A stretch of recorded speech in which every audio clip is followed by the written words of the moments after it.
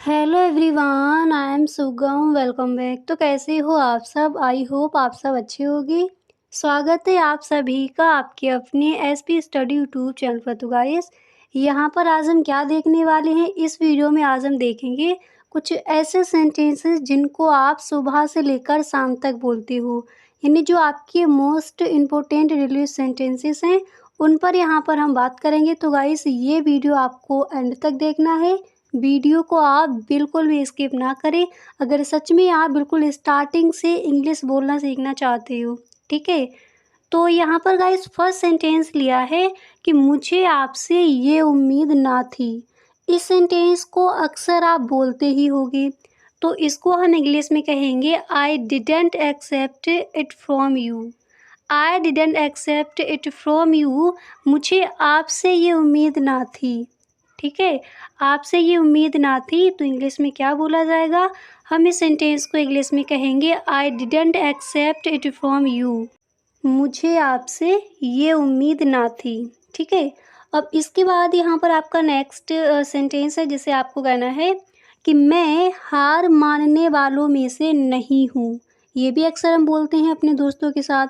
तो गाइस, इसको हम इंग्लिश में कहेंगे I am not one two give up. I am not one two give up, मैं हार मानने वालों में से नहीं हूँ। इंग्लिश में क्या बोला जाएगा? इसको हम इंग्लिश में कहेंगे I am not one two give up. I am not one two give up, मैं हार मानने वालों में से नहीं हूँ। ठीक है, इस तरह से इस सेंटेंस को इंग्लिश में कहेंगे। इसके बाद यहाँ पर नेक्स्ट सेंटेंस है जिसे आपको कहना है आप बिल्कुल सही बोलते हैं। आप बिल्कुल सही बोलते हैं। तो गाइस, इसको हम इंग्लिश में कहेंगे you speak absolutely correct. You speak absolutely correct, आप बिल्कुल सही बोलते हैं। ठीक है, तो इंग्लिश में क्या कहेंगे? इंग्लिश में हम कहेंगे यू स्पीक एब्सोल्युटली करेक्ट, आप बिल्कुल सही बोलते हैं। इसके बाद नेक्स्ट है कि लगता है कोई आ रहा है। ये सेंटेंस अक्सर अपने घरों में बोलते हैं। तो जब भी कहना हो लगता है कोई आ रहा है, तो इसको हम इंग्लिश में कहेंगे it seems someone is coming. ठीक है, लगता है कोई आ रहा है तो क्या बोला जाएगा? Someone is coming. तो पूरा सेंटेंस देख लीजिए। जब भी कहना हो लगता है कोई आ रहा है, इंग्लिश में हम कहेंगे it seems someone is coming.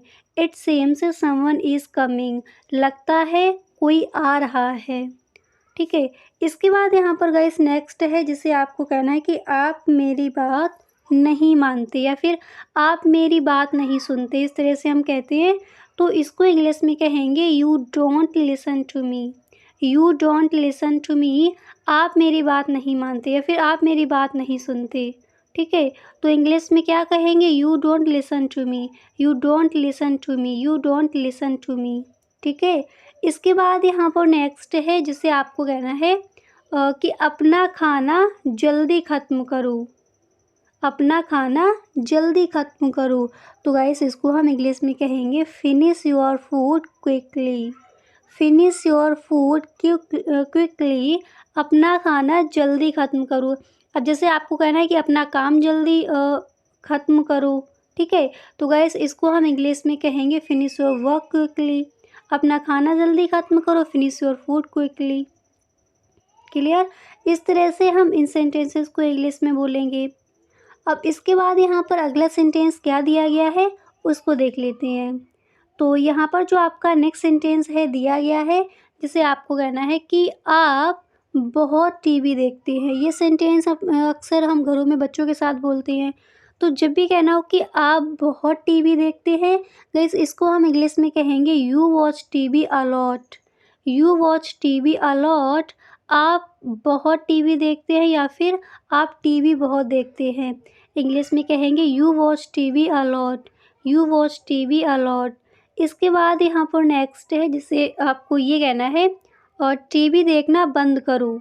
आप बहुत टीवी देखते हैं, you watch TV a lot, TV देखना बंद करो। तो इसको हम इंग्लिश में कहेंगे स्टॉप वॉचिंग टीवी। फ़ोन देखना बंद करो, स्टॉप वॉचिंग फ़ोन। टीवी देखना बंद करो, स्टॉप वॉचिंग टीवी। ठीक है? तो जब भी इस तरह से कभी भी आपको कहना हो कि टीवी देखना बंद करो, आप इंग्लिश में ही बोलेंगे स्टॉप वॉचिंग टीवी। इसके बाद यहाँ पर नेक्स्ट सेंटेंस है, जैसे आपको कहना है कि चलो बाहर घूमने चलते हैं। तो इस सेंटेंस को हम इंग्लिश में कहेंगे let's go outside. Let's go outside, चलो बाहर घूमने चलते हैं। तो इंग्लिश में क्या बोला जाएगा? इंग्लिश में हम कहेंगे let's go outside. Let's go outside, चलो बाहर घूमने चलते हैं। ठीक है, इस तरह से हम इसको इंग्लिश में कहेंगे लेट्स गो आउटसाइड। इसके बाद नेक्स्ट है, जिसे आपको कहना है कि आलू तथा मटर या फिर आलू और मटर मेरा मनपसंद खाना है। तो इसको हम इंग्लिश में कहेंगे potato and peas is my favourite dish. अब आलू मटर यहाँ पर दिया गया है। अब जैसे आलू मटर की जगह आपको कोई और सब्ज़ी यहाँ पर लेनी है, तो उसको आप रख दीजिए। जैसे आपको कहना है कि पिज़्ज़ा मेरा मनपसंद खाना है, ठीक है? तो आप इंग्लिश में कहोगे pizza is my favourite dish. अब कोई भी जो भी आपका खाना है, उसको यहाँ पर आप रख दीजिए और इस तरह से इसको हम इंग्लिश में कहेंगे। इसके बाद नेक्स्ट है कि सब्ज़ी में नमक कम है। ये सेंटेंस अक्सर आप बोलते होगे, तो आज से इसको आपको इंग्लिश में बोलना है। इंग्लिश में हम कहेंगे there is less salt in the vegetable. There is less salt in the vegetable, सब्ज़ी में नमक कम है। अब जैसे सब्ज़ी में बोला गया तो यहाँ पर दे दिया वेजिटेबल। आपको कुछ और बोलना है किसी और चीज़ में, जैसे आपको किसी और चीज़ में कहना है कि इसमें नमक कम है, तो वेजिटेबल की जगह आपको उसको रख देना है। तो सब्ज़ी में नमक कम है, इसको हम इंग्लिश में कहेंगे there is less salt in the vegetable. ठीक है, इसके बाद नेक्स्ट है कि आलू के अलावा यहाँ कुछ नहीं मिलता। ठीक है, अगर इस तरह से बोलना हो तो इसको हम इंग्लिश में कहेंगे potatoes is all we get here. आलू के अलावा यहाँ कुछ नहीं मिलता। अब यहाँ पर आलू के अलावा दिया गया है, आपको कहना कि दाल के अलावा यहाँ कुछ नहीं मिलता या फिर कोई और चीज़ आपको यहाँ पर रखनी है तो उसको रख दीजिए। अगर यही कहना हो कि आलू के अलावा यहाँ कुछ नहीं मिलता तो हम इंग्लिश में कहेंगे potatoes is all we get here. Potatoes is all we get here. Next sentence है कि मेरी प्यास अभी नहीं बुझी। तो इस सेंटेंस को हम इंग्लिश में कहेंगे I am still thirsty. I am still thirsty, मेरी प्यास अभी नहीं बुझी। इंग्लिश में क्या बोला जाएगा? हम इस सेंटेंस को इंग्लिश में कहेंगे I am still thirsty. I am still thirsty, मेरी प्यास अभी नहीं बुझी। क्लियर? तो इस तरह से हम इस सेंटेंस को इंग्लिश में कहेंगे। इसके बाद यहाँ पर नेक्स्ट है, जिसे आपको कहना है कि उन्होंने मुझे दोपहर के खाने पर बुलाया है। तो इसको हम इंग्लिश में कहेंगे कि they have invited me lunch. अब जैसे यहाँ पर दिया गया कि दोपहर के खाने पर, तो यहाँ पर लंच हो गया। अगर आपको कहना है कि उन्होंने मुझे रात के खाने पर बुलाया है, तो आप इंग्लिश में कहोगे they have invited me dinner. अगर ये कहना हो कि उन्होंने मुझे सुबह के खाने पर बुलाया है, तो यहाँ पर उसकी अंग्रेज़ी लगा देना। अगर आपको यही कहना हो तो इसको हम इंग्लिश में कहेंगे they have invited me lunch. उन्होंने मुझे दोपहर के खाने पर बुलाया है। ठीक है, इसके बाद यहाँ पर नेक्स्ट सेंटेंस है, जैसे आपको कहना है कि ये किसके लिए है। तो इसको हम इंग्लिश में कहेंगे who is this for. Who is this for, ये किसके लिए है। इंग्लिश में क्या बोला जाएगा? इंग्लिश में हम कहेंगे हु इज़ दिस फॉर। ठीक है, ये किसके लिए है। और ये सेंटेंस गाइस अक्सर हम बोलते हैं, तो अब जब भी आपको कहना हो ये किसके लिए है, याद कर लीजिए इंग्लिश में बोलोगे who is this for. Who is this for. Who is this for, ये किसके लिए है। इसके बाद नेक्स्ट है कि आप रात का खाना मेरे साथ खाइए। जब भी घर में कोई गेस्ट आता है या फिर कोई भी आपका कोई फ्रेंड है, आपको उससे कहना है आप रात का खाना मेरे साथ खाइए। तो इसको हम इंग्लिश में कहेंगे please have your dinner with me. आप दोपहर का खाना मेरे साथ खाइए, आप इंग्लिश में कहोगे please have your lunch with me. Please have your lunch with me. आप रात का खाना मेरे साथ खाइए, please have your dinner with me. Clear? इसके बाद यहाँ पर नेक्स्ट है कि उनकी पार्टी में 7 प्रकार के खाने परोसे गए। ये भी अक्सर हम बोलते हैं, तो इसको गाइस इंग्लिश में बोला जाएगा कि there were 7 items at their party. उनकी पार्टी में 7 प्रकार के खाने परोसे गए। तो इंग्लिश में क्या कहें, अब यहाँ पर 7 अगर आप 5 प्रकार के खाकर आए हो तो यहाँ पर आपको 5 आइटम्स कर देना है। तो इंग्लिश में हम कहेंगे there were 7 items at their party. उनकी पार्टी में 7 प्रकार के खाने परोसे गए। इसके बाद यहाँ पर नेक्स्ट सेंटेंस है कि नीना अच्छा खाना बनाती है। अब यहाँ पर नीना किसी का नेम है। अब जिसके बारे में भी आपको कहना है, आपको बोलना है प्रिया अच्छा खाना बनाती है, तो आप इंग्लिश में कहोगे Priya is an expert cook. Nina अच्छा खाना बनाती है तो आप इंग्लिश में कहोगे Nina is an expert cook. यानी जिसके बारे में भी आपको इस तरह से कहना हो तो उनका नेम यहाँ पर आप रख दीजिए। इसके बाद गाइस अगला सेंटेंस है जिससे आपको कहना है कि मुझे तंदूरी चिकन बहुत पसंद है। अब यहाँ पर तंदूरी चिकन है, तंदूरी चिकन की जगह कुछ और आपको पसंद है तो इसको ऐड कर दीजिए। अगर गाइस आपको यही कहना हो तो इसको हम इंग्लिश में कहेंगे I like tandoori chicken very much. I like tandoori chicken very much. मुझे तंदूरी चिकन बहुत पसंद है। अब जैसे आपको ये कहना है कि मुझे केक बहुत पसंद है तो आप इंग्लिश में कहोगे I like cake very much.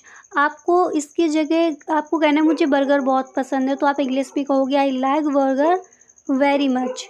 मुझे तंदूरी चिकन बहुत पसंद है तो इस तरह से इसको आप इंग्लिश में कहोगे। नेक्स्ट है जैसे आपको किसी से कहना है क्या आप दूध पिएंगे। बच्चों के साथ इस तरह के सेंटेंसेस अक्सर हम बोलते हैं। तो गाइस इसको हम इंग्लिश में कहेंगे would you like some milk.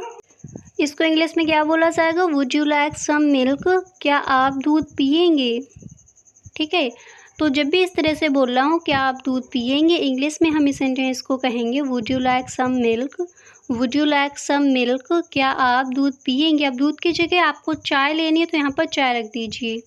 ठीक है, इसके बाद गाइस यहाँ पर नेक्स्ट है जैसे आपको कहना है कि अपने जूते का फीता बांधो। अपने जूते का फीता बांधो तो इसको हम इंग्लिश में कहेंगे टाई और शूजलेस। टाई और शूजलेस। अपने जूते का फीता बांधो क्या कहेंगे इंग्लिश में, टाई और शूजलेस। अपने जूते का फीता बांधो। और गाइस ये सेंटेंस रोज़ाना आप बोलते होगे अपने घरों में, तो इंग्लिश में क्या कहेंगे, इंग्लिश में हम इस सेंटेंस को कहेंगे टाई और शूजलेस। अपने जूते का फीता बांधो। क्लियर। इसके बाद यहाँ पर आपका नेक्स्ट सेंटेंस क्या है उसको देखते हैं। तो जैसे आपको गाइस ये कहना है कि मुझे तंग मत करो। ये सेंटेंस अक्सर हम बोलते हैं तो इसको इंग्लिश में बोला जाएगा don't bother me. Don't bother me.